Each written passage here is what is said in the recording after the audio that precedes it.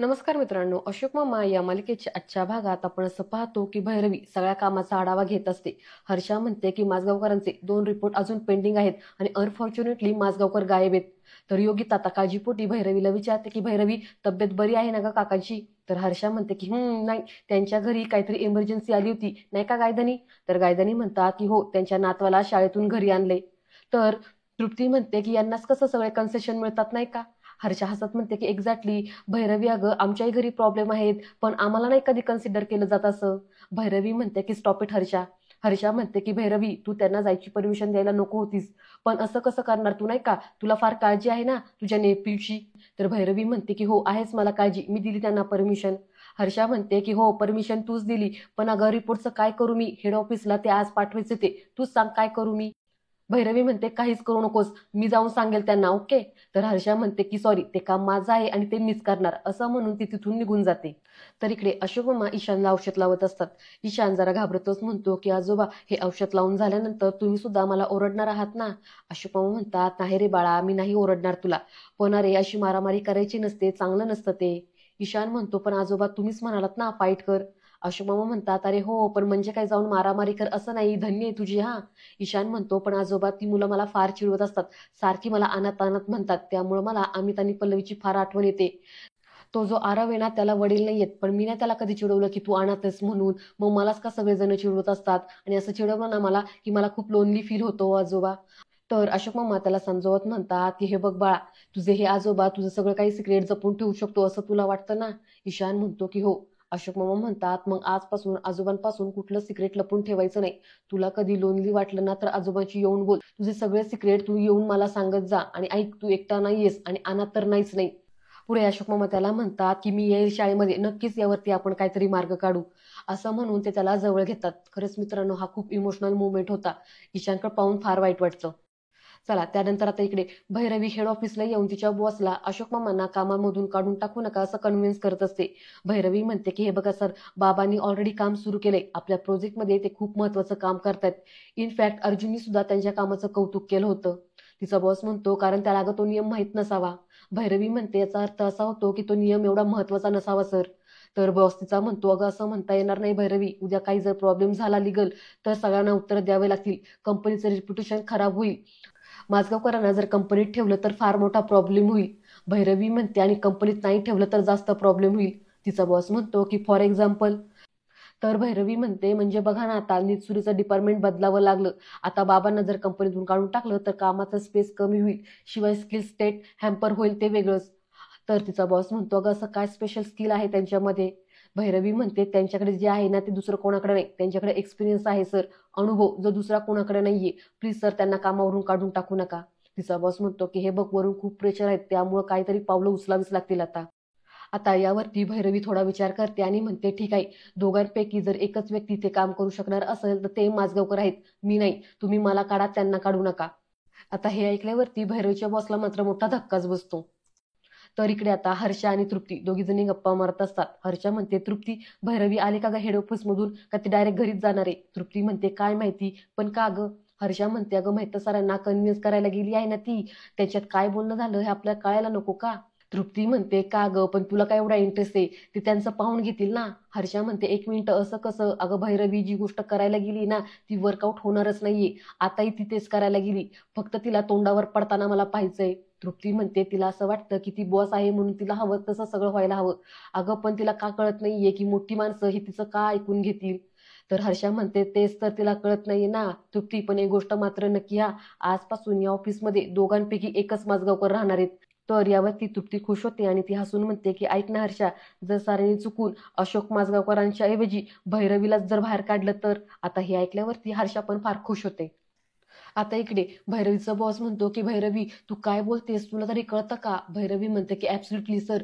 अहो सर, माझा राजीनामा मी तुम्हाला उद्या पाठवून देते, उद्या सकाळी माझा राजीनामा तुमच्या या डेस्कवरती असेल, पण प्लीज तुम्ही अशोक माझगावकरांना काढून टाकू नका, नाहीतर कंपनीला याचा खूप मोठा लॉस भोगावा लागेल आणि ते मला चालणार नाही.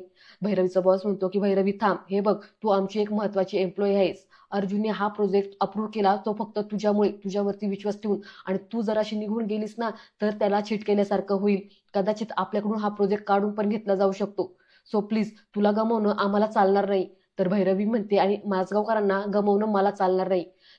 तर भैरवीचा बॉस म्हणतो की अगं भैरवी प्लीज अंडरस्टँड, अगं आपण आपल्या कंपनीच्या पॉलिसीच्या अशा विरोधात जाऊ शकत नाही.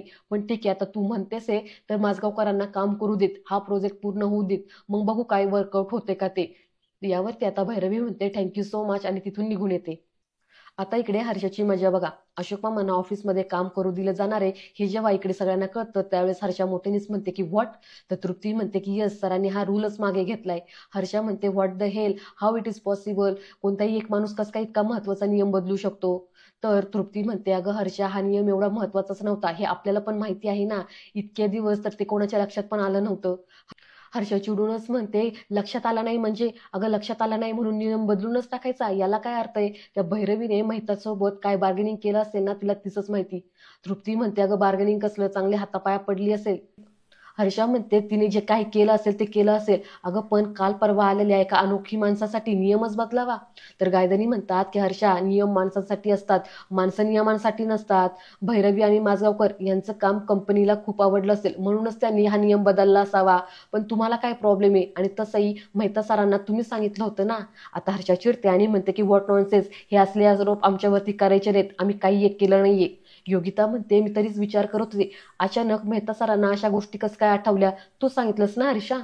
तर हर्षा म्हणते की योगिता अगं मी का सांगेन हे सगळं.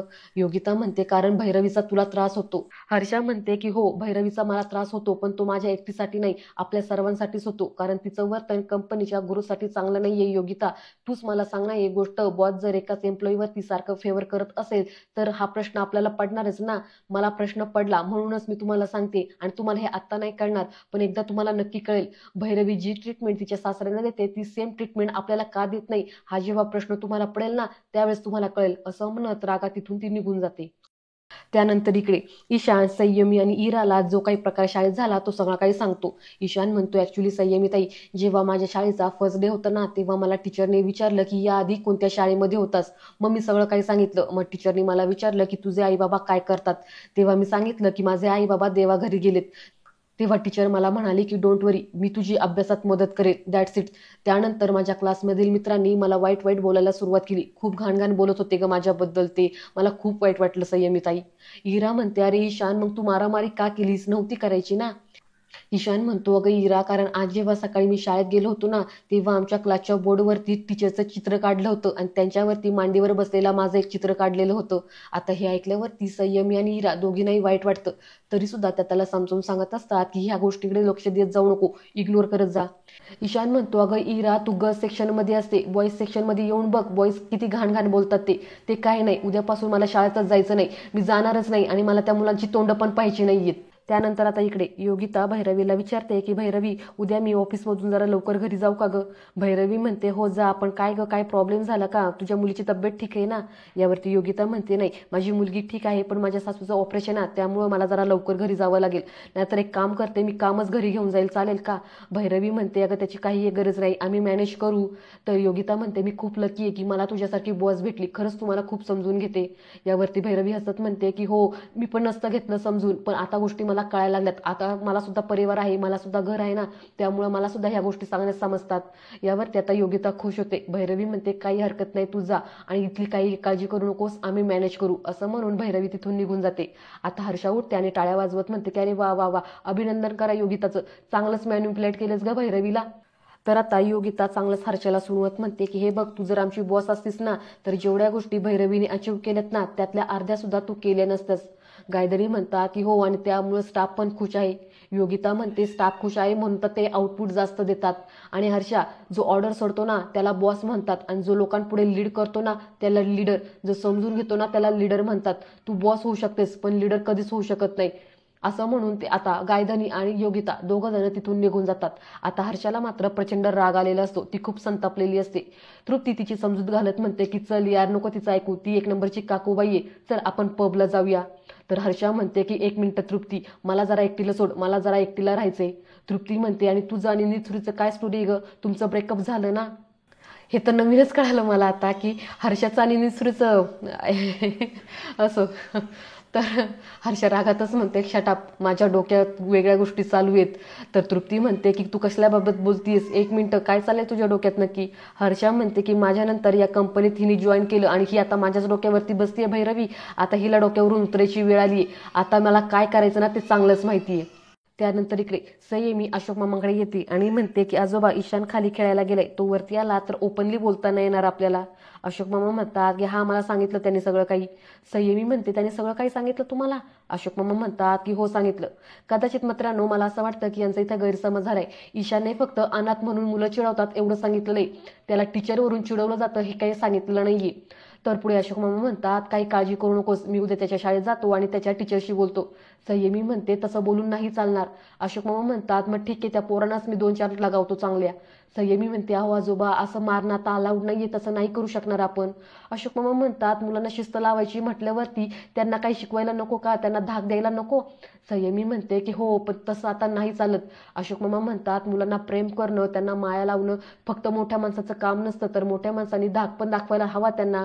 बट ठीक आहे तू काळजी करू नको, मी त्यांच्या प्रिन्सिपलशी बोलतो. संयमी म्हणते हो हे चालेल मग. असं म्हणून संयमी तिथून निघून जाते.